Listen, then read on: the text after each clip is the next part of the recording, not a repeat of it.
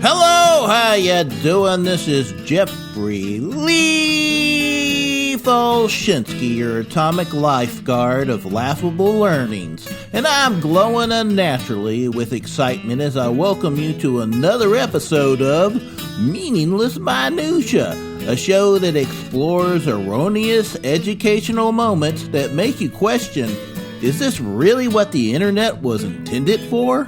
And with that cavalcade of a questionable confidence builder thrown out there, let's get to this week's question. Did you know a lake was once created with an atomic bomb?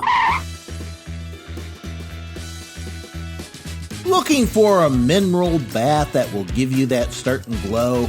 Well, Russia just might have the destination for you. But before you book that plane ticket, I have to ask, how do you feel about radiation? Because Lake Schengen was created by setting off an atomic bomb. Okay, let me explain.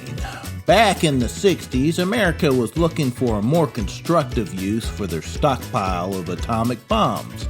So they engaged in Operation Plowshare, a series of experiments that tested the feasibility of using atomic weapons for peaceful purposes, such as clearing roads, clearing waterways to create hydroelectric power plants, and their most ambitious idea, setting off an atomic bomb to create a crater suitable for a lake. Now, believe it or not, they actually went forward with this idea and created the Sedan crater found in Nevada, which holds the record for being the largest made crater in the United States.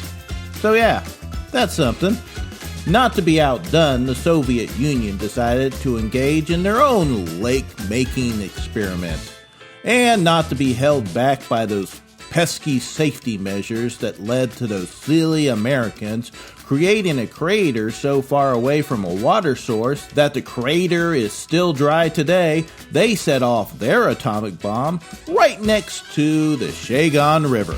The river, as planned, filled the crater with water that was created by the explosion.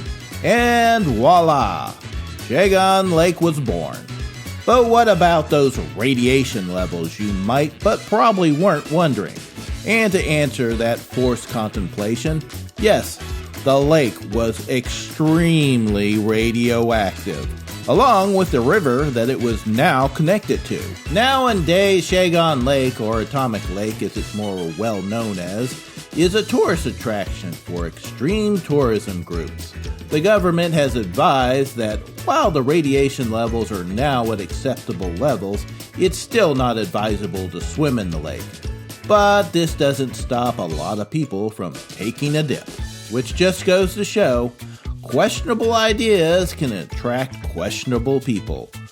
So, you know, Darwin might have been on to something there. Okay, I can feel your mind's countdown to extinction clock ticking away, so I best just stop there.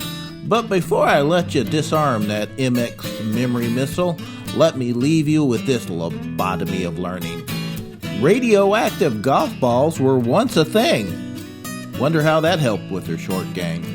And with that, I'm Jeffrey Lee Folschinsky saying, adios, amigos.